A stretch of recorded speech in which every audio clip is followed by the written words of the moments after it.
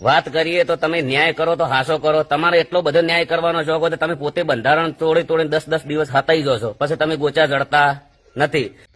જ્ઞાનીબેન ઠાકોર સામે ગબ્બર ઠાકોર ખુલ્લેઆમ આવ્યા. કેમ કે મિત્રો જ્ઞાનીબેન ઠાકોરે જે નાચ બહાર કાઢ્યા છે અર્જુન ઠાકોર અને ગબ્બર ઠાકોરને, કેમ કે મિત્રો જ્ઞાનીબેન ઠાકોર દ્વારા કે ઠાકોર સમાજ દ્વારા જે બંધારણ કરવામાં આવ્યું હતું એ બંધારણનું પાલન નહોતું કર્યું, તે માટે તેમને નાચ બહાર કરવામાં આવ્યા. પણ મિત્રો નાચ બહાર કર્યા બાદ પણ અત્યારે પણ જ્ઞાનીબેન ઠાકોર અર્જુન ઠાકોર ગબ્બર ઠાકોરનું નામ જ કેમ લઈ રહ્યા છે? હરેક મિટિંગની અંદર ગબ્બર ઠાકોર અર્જુન ઠાકોરનું નામ લઈ અને જ્ઞાનીબેન બોલી રહ્યા છે. અને મિત્રો ગબ્બર ઠાકોરે પણ ખુલ્લેઆમ કહી દીધું છે કે હવે કાર્યવાહી થશે.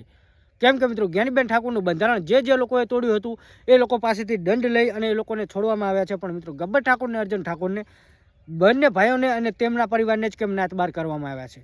તો મિત્રો આ વિશે પણ ગબ્બર ઠાકોરે ખુલ્લેઆમ જ્ઞાનીબેન ઠાકોરને જવાબ આપી દીધો છે. અને મિત્રો જ્ઞાનીબેન ઠાકોરે ખુદ બંધારણ તોડ્યું હતું છતાં પણ તેમને કોઈ દંડ નહીં, તેમના વિશે કોઈ સવાલ નહીં. અને જે મીડિયાવાળા લોકોએ તેમને સવાલ કર્યો તો તેઓ ફોન કાપી નાખ્યા અને 10 દિવસ સુધી તેઓ ક્યાંય દેખાણા પણ નહીં.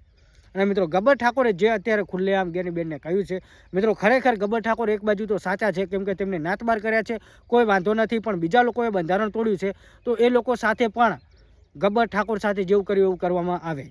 કેમ કે મિત્રો એ લોકોનો દંડ લીધો છે ને અમુક લોકોનો તો દંડ પણ નથી લીધો અને એ લોકોને હજુ પણ ખુલ્લેઆમ ફરી રહ્યા છે. અને એ બંધારણ તોડ્યું છે તો એ લોકોનું પણ બંધારણ એ સમાજમાં નથી આવતા, તો એ લોકો ઉપર કેમ કશું એક્શન લેવામાં નથી આવતી કે આગેવાનો ત્યાં જતા નથી. ગબ્બર ઠાકોર અત્યારે જ્ઞાનીબેન ઠાકોર સામે ખુલ્લેઆમ આવે છે અને જ્ઞાનીબેન ઠાકોર પણ અત્યારે બોલ્યા છે, એ હું તમને વિડીયો બતાવવા માગું છું. ખરેખર જ્યારથી આ બંધારણ થયું છે ઠાકોર સમાજનું ત્યારથી બંધારણના નામે ઘણા બધા તમે સોશિયલ મીડિયાની અંદર વિવાદો જોયા હશે. ડીજેનું બંધારણ હતું, પછી આ આવ્યું અને પછી તે આવ્યું, ત્યારબાદ મિત્રો ઘણું બધું થઈ ગયું છે પણ કશું કાર્યવાહી થતી નથી, ફક્ત ને ફક્ત ગબ્બર ઠાકોરને અર્જુન ઠાકોર ઉપર જ કેમ. તો મિત્રો અત્યારે જે વિડીયો વાયરલ થઈ રહ્યા છે તમે વિડીયો જોવો કે આ વિશે તમારે શું કહેવા માગો છો?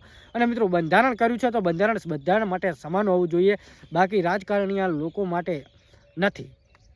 જે બીજા લોકો છે એમના માટે કોઈ છૂટછાટ આપી દીધી છે, બાકી અમુક લોકોને જ બંધારણનું પાલન કરવાનું છે. બાકી અત્યારે વિડીયો વાયરલ થઈ રહ્યો છે ગબ્બર ઠાકોરનો, એ વિડીયો જોઈને આ વિશે તમે શું કહેવા માગો છો કમેન્ટ કરજો. વિડીયો કોઈ વ્યક્તિ બોલતો નથી. વાત કરીએ તો તમે ન્યાય કરો તો હાસો કરો. તમારે એટલો બધો ન્યાય કરવાનો શોખ હોય તો તમે પોતે બંધારણ તોડી તોડીને 10-10 દિવસ હતાઈ જશો, પછી તમે ગોચા જડતા નથી. જે સમાજવાળા કોઈ બી આગેવાન તમારે ભેળા રહીને ખાવાનું, ભેળા રહીને દંડ લેવાનો, એક જણા કંથી દંડ લેવાનો, બીજા છોકરા સમાજ બહાર કાઢવાના. મેન મુદ્દાની વાત કરીએ કે તમે પંચાયત કેવી રીતે કરી. તમે કોઈ બી ના ઘરે જો છો અવસરની અંદર તો તમે ત્યાંથી 1.5 લાખ રૂપિયા લ્યો છો. અમે કોઈ બી ના ઘરે અવસરમાં જઈએ અમારા કુટુંબમાં ગાવા તો તમે અમને નાત બહાર મૂકી દો છો, તો તમારે નાત બહાર જવું જોઈએ.